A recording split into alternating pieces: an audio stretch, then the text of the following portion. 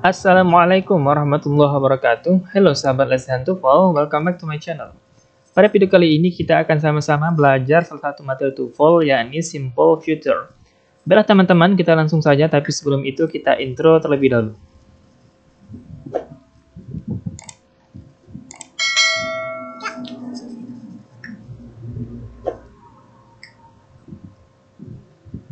Nah, dengan bantuan tabel of tenses ini, kita akan membentuk sebuah tense yang bernama Simple Future dengan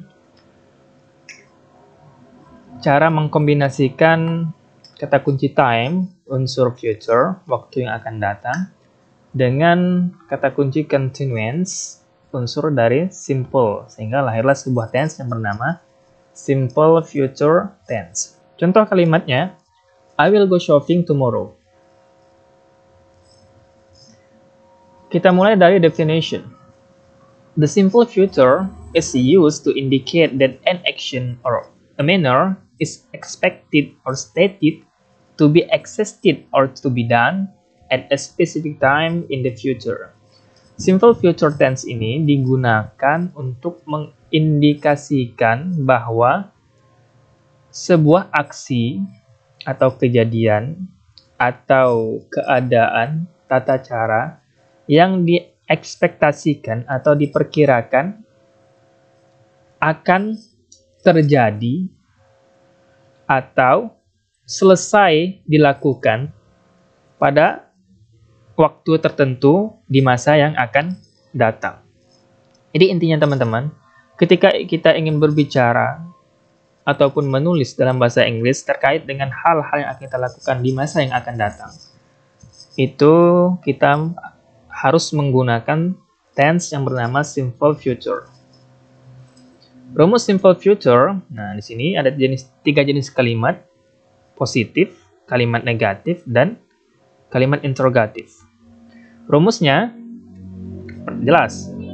Kalimat affirmatif atau positif harus ada subjek, lalu diikuti oleh will atau shall, kemudian diikuti oleh verb one, jadi verb asli, verb utama, kemudian diikuti oleh komplement, bisa berupa objek di sini maksudnya, bisa berupa noun, adverb, atau adjective.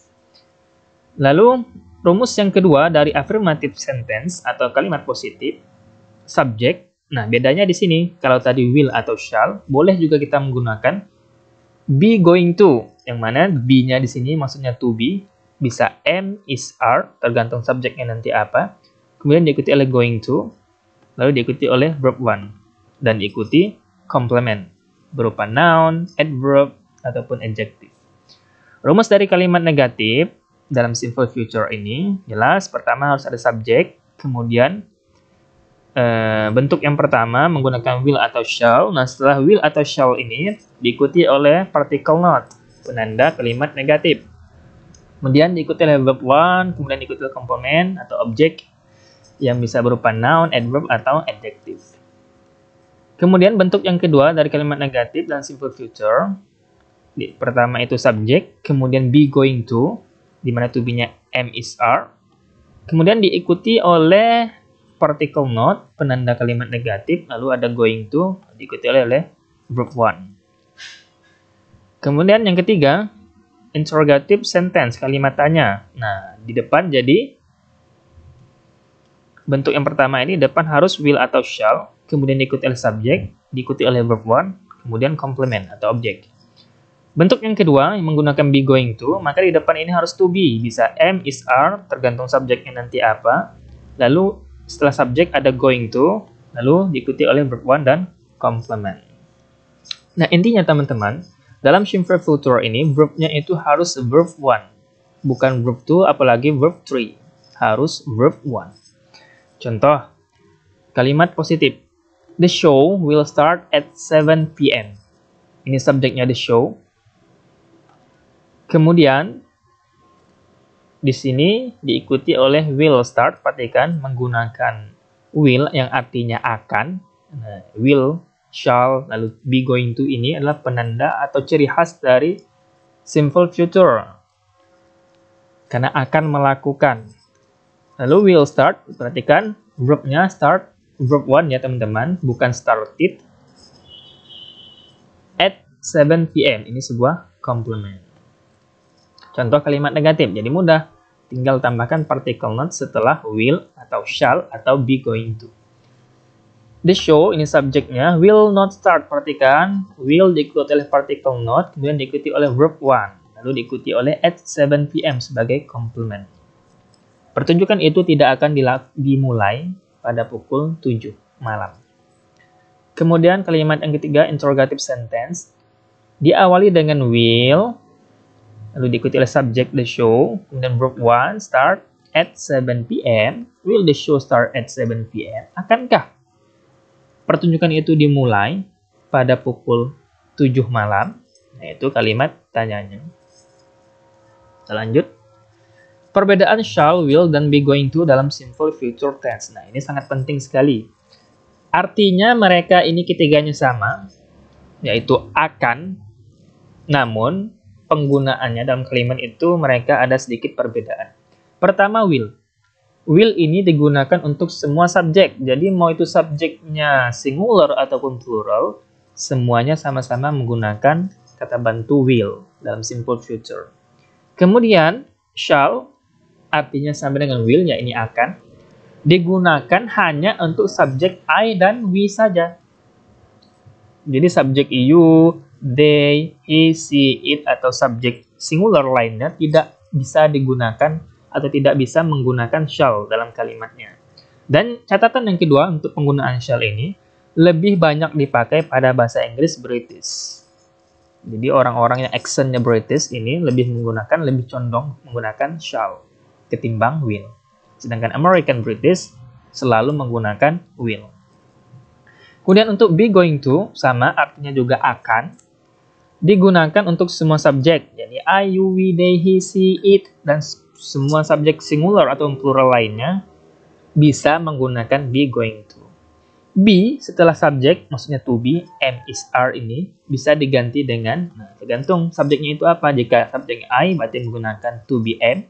Jika subjeknya we, they, you, menggunakan to be, are. Kalau subjeknya he, she, it, atau singular subjek lainnya menggunakan to be, is. Nah, di sini kita akan membedakan penggunaan will dan penggunaan be going to. Pertama, penggunaan pertama dari will adalah rapid decision atau keputusan diambil secara cepat atau spontan. For example, I'm thirsty, I think I will buy soft drink. Nah, ini adalah keadaan yang spontan terjadi. Saya sedang haus. Saya pikir saya akan membeli minuman ringan untuk menghilangkan haus tersebut. Nah, otomatis ya spontan terjadi karena haus ya pasti butuh minuman. Makanya di sini kegunaan dari will yang pertama itulah rapid decision. Kegunaan yang kedua dari will adalah offer, sebuah tindakan sukarela dengan menawarkan diri untuk melakukan sesuatu bagi orang lain. Jadi ingin membantu orang lain secara sukarela. For example, I will translate the email so Mr. John can read it. Nah, contoh, saya akan mentranslate atau menerjemahkan email tersebut sehingga Mr. John bisa membacanya. Ini bentuk penawaran diri untuk membantu Mr. John agar bisa membaca email yang dikirimkan. Di will digunakan untuk offer. Kegunaan will yang ketiga, promise, menyatakan sebuah janji. For example, don't worry, I will not, biasa disingkat dengan seperti ini, won't tell anyone. Jangan risau, saya tidak akan memberitahukan kepada sesiapapun. Jadi, will kegunaan yang ketiga untuk promise, menyatakan sebuah janji. Kegunaan will yang keempat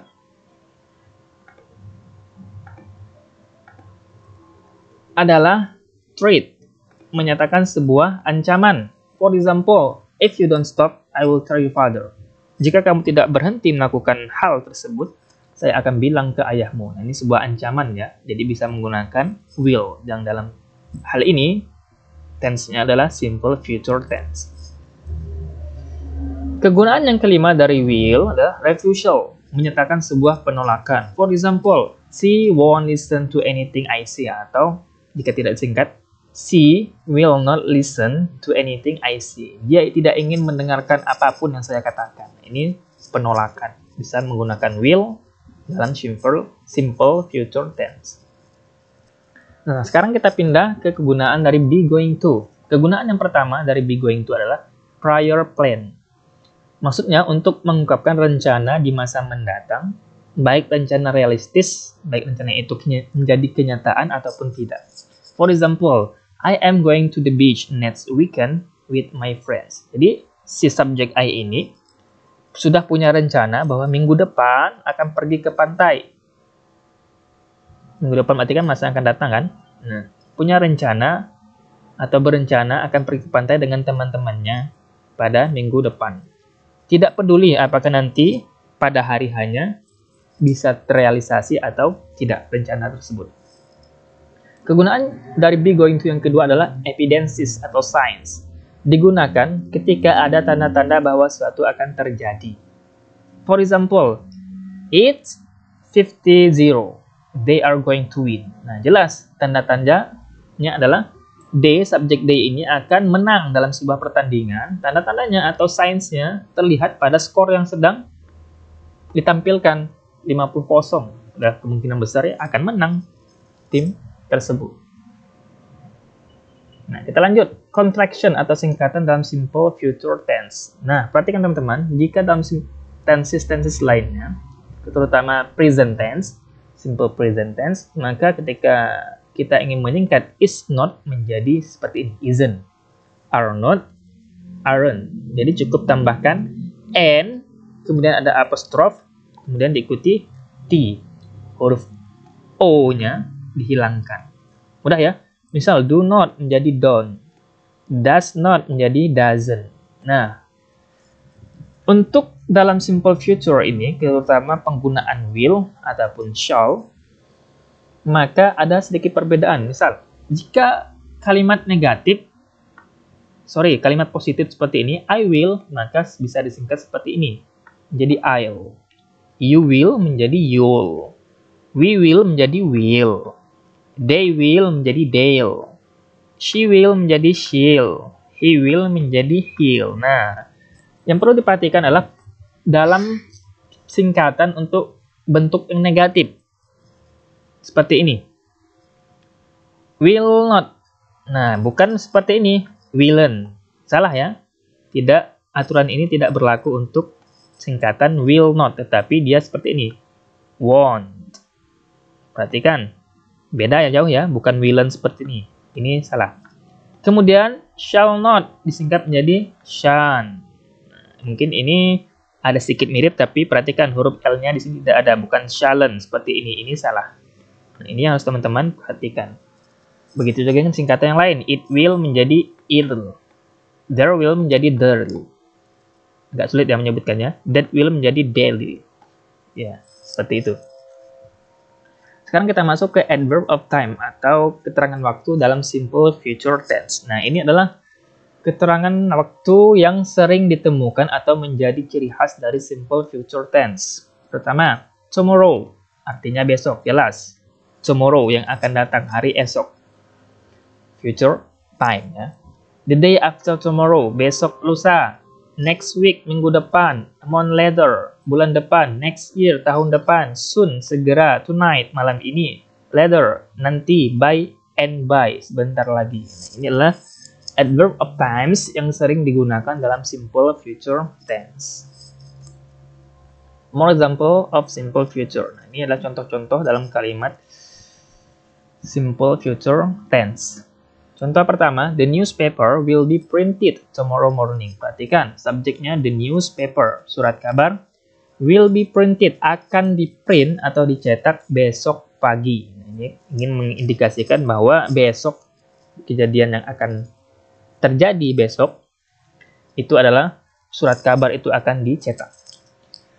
Kemudian kalimat kedua, I will be here at 10 AM the day after tomorrow. Saya akan berada di sini. Nah, akan ya, berarti kan akan terjadi di masa yang akan datang. Maksudnya subjek I ini akan berada di sini pukul 10 pagi besok lusa. Contoh kalimat ketiga, She will finish the task this evening. Dia akan menyelesaikan tugas itu malam ini. Nah, mudah ya. Keempat, the show will start at 7 p.m. Pertunjukannya akan memulai pada pukul 7 malam nanti. Oke teman-teman, thank you for your watching, thank you for your attention. See you to the next video. Bye-bye.